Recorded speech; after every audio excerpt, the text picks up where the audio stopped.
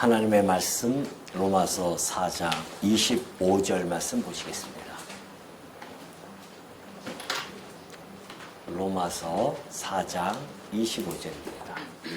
다 찾으신 줄 알고 봉독드립니다.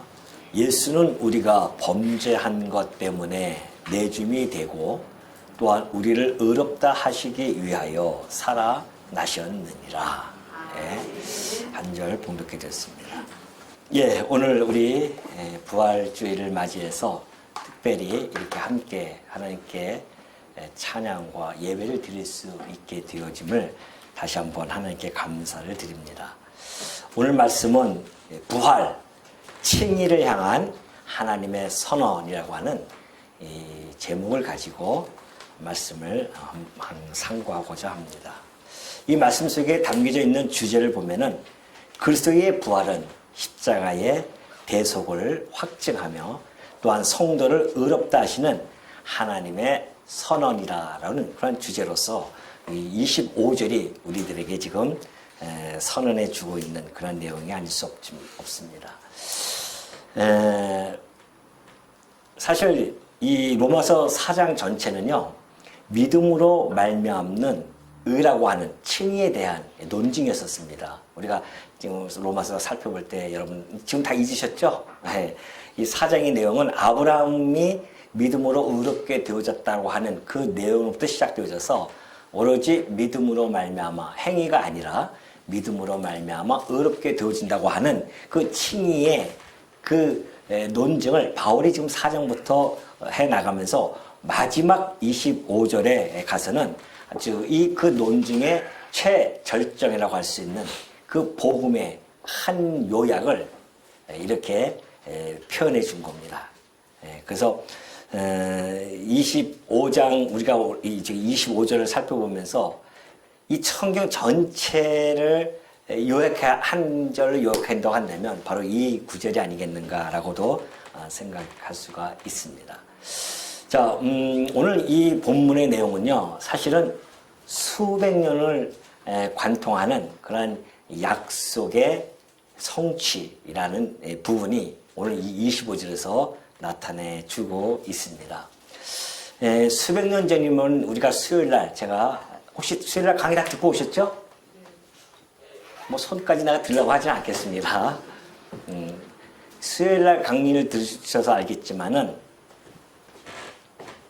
자, 예수님이 이 땅에 오시기 전에요. 오시기 전 700년입니다. 700년. 700년 전이에요. 700년 전에 이사야 선지자가 있습니다. 이사야 선지자를 통해서 하나님께서 예언을 해주고 계시죠. 그 예언의 내용이 뭐냐면은 하나님께서 여호와의 종을 하나 보내겠다는 거 아니겠습니까? 그 종은 고난의 종이라고 그렇게 나타나 있죠. 그 여호와의 종이 하는 이는 모든 인류, 곧 우리의 모든 죄악이요, 우리가 가지고 있는 이 죄악을 담당하게 하기 위해서 여호와의 종을 보내겠다고 그렇게 예언을 해준 바가 있습니다. 그래서 이 죄악을 담당하기 위해서는 대속이죠. 죄악을 담당하는 자체가 대속이라는 의미를 가지고 있습니다. 그래서 대속적인 고난과 그리고 죽음을 당한다고 하는 그런 예언이 700년 전, 자그마치 700년입니다. 뭐 7년 전이면 또 혹시 우리가 뭐 이렇게 서로 이렇게 꿰맞춰서 할 수 있다고 하지만은 700년 전에 이사야 선지자를 통하여 하나님께서 직접 내가 나의 종, 고난의 종을 내가 보낼 거야. 왜 보내시는데요? 너희들의 그 죄악을 담당시킬 거야. 그래서 대속을 해줄 것인데 그가 대신 너희들의 이 죄 때문에 당할 고난을 대신 받아주고 고난을 받고 대신 죽을 거야. 그렇게 예언이 되어져 있습니다. 근데 놀랍게도 이걸로 끝나는 것이 아니에요. 그리고 반드시 부활할 거야. 이것이 이사야 예언서 곧 53장에 너무도 정확하게 직접적으로 그렇게 예언이 되어져 있습니다. 그래서 이 이사야 53장은 정말 메시아에 대한 직접적 그런 예언으로서 너무 유명하죠. 여러분 뭐 누구나 다 알고 있지 않습니까? 그래서 대속적으로 이렇게 해준다는 겁니다. 그렇다고 한다면 저희가 수요일날 제가 말씀드렸지만 왜 그렇게 하실까 도대체? 그러죠. 여러분 지금 하나님 이런 일을 하신다는데 왜요? 이렇게 물어봐야 될 거 아닙니까? 뭐 당연하듯이 그런가 보다. 이렇게 앉아 계시면 안 된단 말입니다. 왜 그럴까? 하나님께서. 왜 이런 일을 하실까? 근데 로마서에서 바울이 너무나 잘 설명해 주고 있죠. 뭐라고 합니까? 우리가 아직 죄인 되어졌을 때에 십자가에서 죽으심으로 말미암아 뭐에 대한? 우리에 대한 무엇을? 예? 수요일 안 드신 거 아니에요 혹시? 뭐에 대한? 우리에 대한? 사랑. 사랑은 어떻게? 확증시키기 위해서. 하나님이 우리를 얼마나 사랑하시는지. 근데 그걸 보여줄 방법이 없네요. 그 보여줄 방법은 우리가 죄 때문에 사망 가운데 처한 우리를 대신해서 당신의 가장 사랑하는 독생자를 이 땅에 보내셔서 죄악을 담당시켜서 고난과 죽음 속에 집어넣고 그래서 내가 너희들을 이만큼 사랑해. 내 사랑하는 독생자를 아낌없이 내어줄 만큼 너를 사랑한단다. 이것을 어떻게 해요? 보여주시는 사건이란 말입니다. 그래서 우리가 또 한번 그래야 되죠. 내가 무엇인데 이렇게 나를 이렇게 사랑합니까? 이것이 하나님이 가지고 계신 본래적인 사랑의 속성입니다. 아가페적인 사랑이에요. 아무 조건이 없습니다. 그냥 우리 하나님은 그냥 우리를 사랑하시는 거예요. 근데 여러분 그 사랑을 받는 자들입니다. 여러분이. 그러니까 여러분은 이 땅에 태어나서 만약에 하나님의 그 사랑이 없으면 아무 가치 없는 존재입니다. 무슨 가치가 있어요? 짐승과 같이 이 땅에 살아가다가 죽는 존재들인데 하나님이 우리를 갖다가 가치없게 여기지 않았다고 한다면 우리는 우리 존재는 가치로움이 없습니다. 그냥 일반 광물하고 똑같은 거야. 아무리 뭐 그냥 과학이 발달된다 할지라도 이 뭐 우주로 왔다 간다 할지라도 아무 존재의 가치가 없어요. 그냥 왔다가 늙어지고 죽고 흙으로 돌아가는 인생. 그걸로 끝나는 겁니다. 그 무슨 가치가 있습니까? 무슨 의미가 있어요. 이 땅에 와서 살아가는 의미가 있으며 거기에 무슨 목적이 있을 수 있습니까? 흙으로 왔다.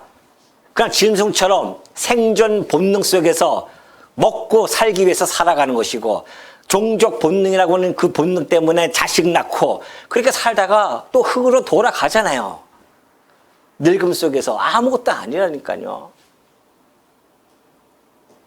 엊그저께 제가 우리 아파트를 이렇게 내가 걸어가는데 앞에 한 90세 정도 되시는 분인가요? 두 부부, 노부부가요. 두 분이 한 걸음 아주 힘드셔요. 터벅터벅 이렇게 걸어가시는데 제가 뒤를 가면서 가만히 천천히 나도 쫓아가면서 그 두 뒷모습을 보면서 내가 쫓아갔습니다. 물론 제가 한 30대, 40대는 보지도 않죠. 예? 그냥 막 살기 바쁘고 돌아다니면서 그 노인네들의 그 걸음걸이를 볼 여력이 없습니다. 30, 40대는. 근데 저도 이제 점점 나이가 먹어가고 저 모습이 나의 모습이겠구나라는 생각을 하면서 그분들의 삶 이렇게 모습을 보면서 그분들이 살아왔던 삶들을 뭔지 모르지만 참 힘들게 우리 한국 사가 또 워낙 힘들지 않습니까? 근대사가. 그래서 이 근대사의 그 경량 속에서 살아왔던 그분들의 모습을 뒤쫓아가면서 만약에 하나님이 없다고 한다면 저분들의 그 삶에 주름진 그 삶에 무슨 의미가 있을 것이며 무슨 목적이 있겠는가. 저렇게 늙고 아무에게도 눈 하나 보지도 못하고 사람들에게 시선 하나 주목받지 못하고 그렇게 늙어가다가 그냥 소리 없이 그냥 싹 사라지는 겁니다. 그게 인생이에요. 뭐 대단한 것 같습니까? 뭐 우주도 왔다 갔다 하니까 달나라도 왔다 갔다 하니까 뭐 대단한 것 같아요? 그런 존재 아니라니까요. 그런데 하나님이 우리에게 가치를 부여해 주셨습니다. 하나님의 아들 그리스도를 죽이면서까지 우리의 가치로움을 높여주신 겁니다. 우리의 가치로움이 하나님의 아들의 가치로움과 같게 되어졌어요. 그의 피로 말미암아 우리가 하나님의 자녀가 되어졌으니, 그의 피를 통하여서 우리가 하나님의 자녀가 되어졌으니, 우리가 그런 하나님의 자녀의 바늘에 설 수 있는 그 가치로움은 오로지 당신의 종 예수 그리스도를 통하여서만이 가능한 일이었었고, 그걸 해 주신 거예요. 그래서 내가 너를 이만큼 사랑해. 그 사랑을 받았단 말입니다. 그런데 그 사랑을 우리가 받았으면 얼마나 행복하겠어요. 그러잖아요. 평생에 우리는 행복해야 된단 말입니다. 아침서부터 저녁까지 늘 행복해야 되는데 그 사랑이 피부적으로 닿지 않아요. 맨날 주변의 환경 보면은 힘들고 어렵고 이러니까 그것만 바라보는 거죠.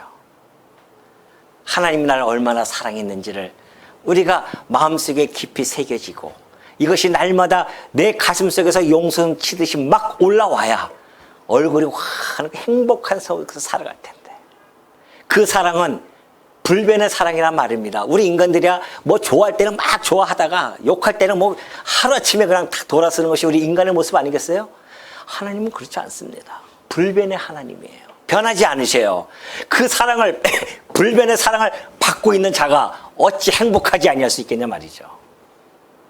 그 행복을 주려고 우리 갖다가 부르셨는데 우리는 그 행복을 까마득하게 잊어버리고 그냥 먹고 사는 거 보이는 것 때문에 그냥 늘 괴로워하고 몸부림친다고 한다면, 얼마나 우리가 이 구원의 도상에서 살아가는 우리의 삶이 얼마나 저급한 삶을 살고 있느냐 말이죠.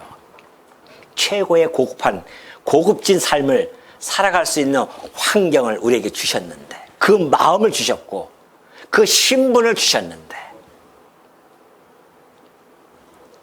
그러니 여러분, 이 사건이에요. 700년이 흐릅니다. 53장을 통해서 우리 모두의 죄악을 그에게 담당시키시고 대속의 고난과 죽음을 예언했던 그 사건이 700년 후에 그 수백 년을 관통하면서요, 하나님의 약속을 신실하게 이루어지기 위해서 모든 역사를 주관해 가시면서 섭리해 가셨습니다. 결국은 700년 후에 지금으로부터 2000년 전에 우리 주님이 이 땅에 오셨습니다. 진짜 그분은 우리의 죄악을 담당하기 위해서 십자가에서 죽으신 거 아니겠습니까? 그래서 오늘 로마서 4장 25절은 크게 두 개의 기둥으로 이루어진 단일 구속 사건으로서 우리들에게 십자가와 그리고 이 부활이라고 하는 이 복음을 전달해 주고 있는 것입니다. 예수는 우리가 범죄한 것 때문에 내어줌이 되고 그러잖아요. 내어줌이 되었다는 겁니까? 그 대속적 죽음이죠. 그리고 또한 우리를 의롭다 하기 위하여 살아나셨느니라. 이 두 가지 축이, 십자가와 이 부활의 축에, 이것은 절대 불가분의 그 성질을 가지고 있습니다. 십자가만 있으면 안 돼요.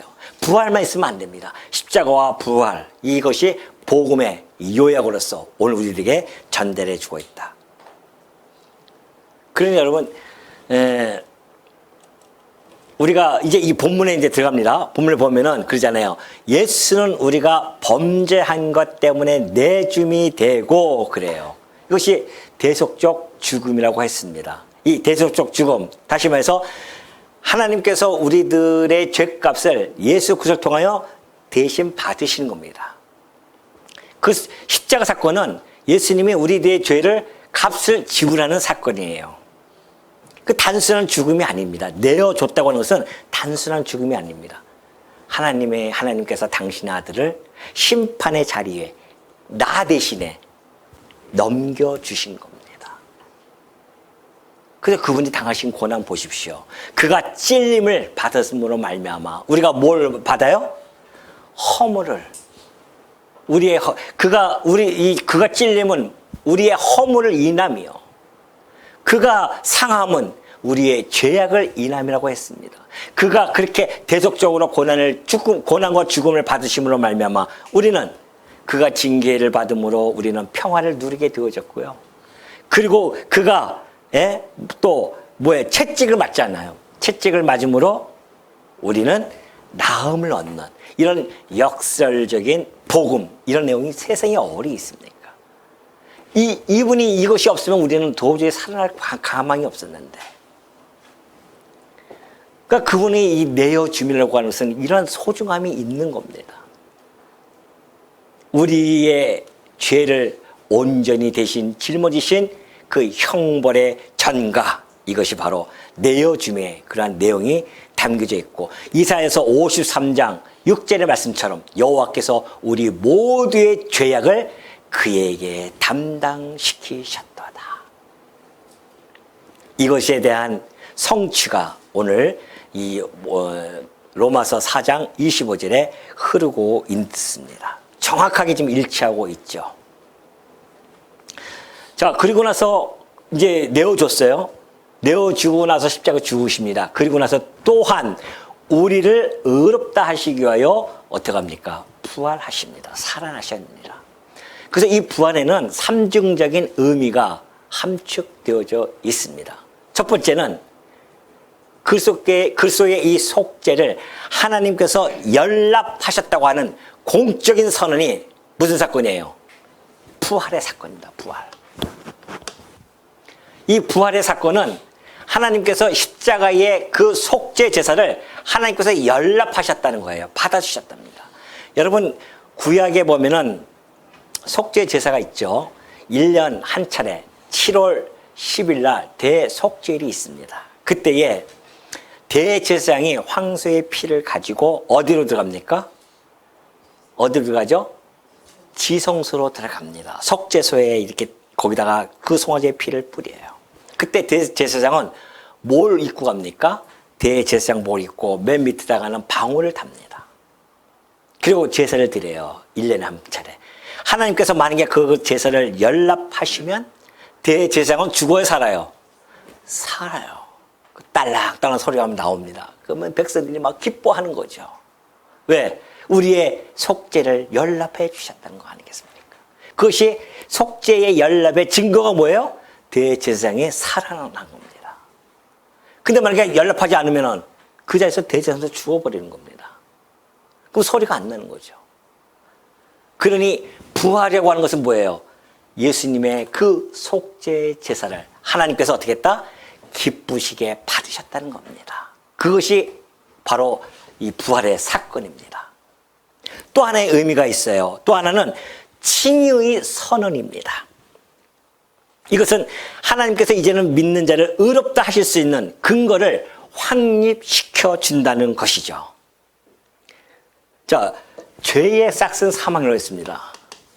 죄의 싹은 뭐예요? 사망. 우리가 왜 죽는가? 죄값 때문에 죽습니다. 우리가 죄값 때문에 죽는 거예요. 그런데 사망에서 부활하십니다. 예수님께서 부활하셨어요. 이제는 죄의 값을 다 지불했으니 사망 가운데 있을 필요가 없어요. 그것을 확증시켜 주는 것이 부활입니다. 예수님이 우리의 죄를 다 이제 지불했다는 그 확증이 바로 부활의 사건입니다.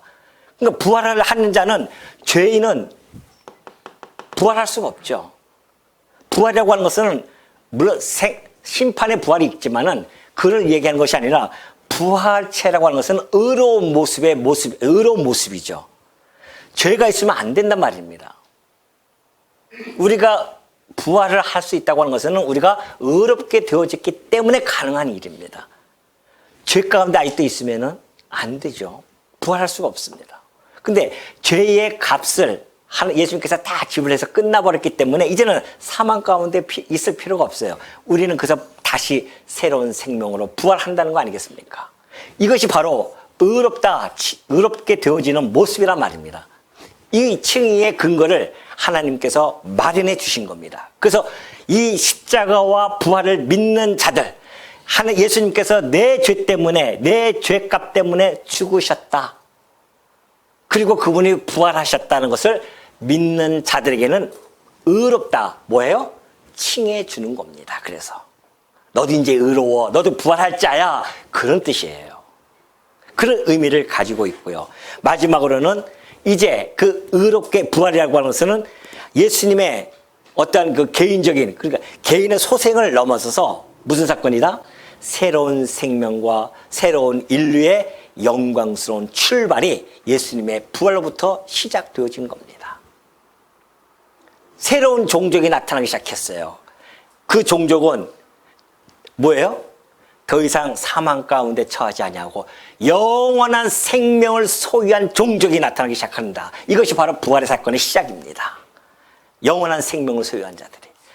그러니 여러분, 오늘 우리는 사실은 첫째 부활을 한 자들이죠. 무슨 부활? 영적인 부활을. 우리의 영이 살아나지 않습니까? 거듭난 자들이에요. 우리는 영적 부활에 이미 참여되어져 있습니다. 그리고 마지막 역사적인, 예수님이 강림하실 때 역사적인 종말할 때 육적인 부활 같이 함께해서 우리는 완전한 부활의 채로 만들어지는 거죠. 그래서 영원토록 의로운 자로서 더 이상 죄에 얽매이지 아니하고 의로운 자로서 하나님과 더불어서 영원토록 찬송하면서 살아갈 수 있는 그 시작점이 예수님의 첫 열매, 죽은 자로부터 첫 열매인 예수님부터 시작되어진다고 하는 이 놀라운 사실. 이것이 지금 이 부활의 세 가지 의미를 가지고 예수님이 부활하셨다는 겁니다. 그래서 우리의 믿음은요, 십자가만 믿으면 안 되고요, 부활만 믿어도 안 된다는 겁니다. 십자가와 부활 사건은 끊을 수 없는 그런 관계입니다. 우리의 믿음은 이 둘을 하나로 붙드는 것입니다. 만약에 십자가만 있다? 그러면은 죄 해결의 근거는 있을 수 있어요. 그러나 구원의 확증이 없습니다. 내가 구원받은지 몰라요. 부활이 없으면은. 부활만 있을 경우는 구원의 확증이 있을 수 있습니다. 그러나 뭐가 없어요? 내가 죄 용서함을 받았다고 하는 근거가 사라집니다. 그래서 오늘 성도들의 믿음은 십자가와 부활을 함께 잡는 겁니다. 그걸 함께 믿는 거예요. 그래야만이 완전한 구원을 얻게 되어지고 의롭다 칭함을 받게 되어집니다. 고난과 영광은 뗄래야 뗄 수 없는 불가분의 관계라는 겁니다. 예수님께서 누가복음 24장 26절에서 그러죠. 그리스도가 이런 고난을 받고 자기의 영광에 들어가야 돼요. 고난과 영광은 항상 함께 할 수밖에 없다는 사실. 이것이 바로 오늘 이 로마서 4장 25절에 나타나는 말씀입니다. 이 십자가 사건과 부활의 사건은요, 역사 속에서 그냥 우연히 일어난 사건이 결코 아닙니다. 이 사건은 이미 언제요? 하나님께서 이 땅을 창조하시기 전에 하나님의 작정, 계획 속에 이루어진 사건입니다. 여러분, 역사의 본질이 뭡니까? 역사의 본류가 뭐예요? 이거예요. 역사의 본질과 본류는 그리스도의 십자가와 부활의 사건입니다. 이것이 이 역사를 진행하기 위해서 하나님이 이 땅을 만드신 겁니다. 이 역사 속에서 수많은 일들이 벌어집니다. 새로운 패러다임들이 막 생기죠. 농경사회에서 이 농업의 혁명이라든가 산업의 혁명이라든가 또는 디지털 혁명, 지금 뭐 AI 혁명까지 나타나죠. 모든 혁명들이 이 역사를 막 소용돌이 치지만은 그 모든 것들은 이 역사의 이 본류에 뭐예요? 다 격가지예요, 격가지. 인간들은 그 격가지가 최고인 줄 알고 그 전부인 줄 알고 살아가지만은 그것은 격가지예요. 역사의 본류는 이거란 말입니다.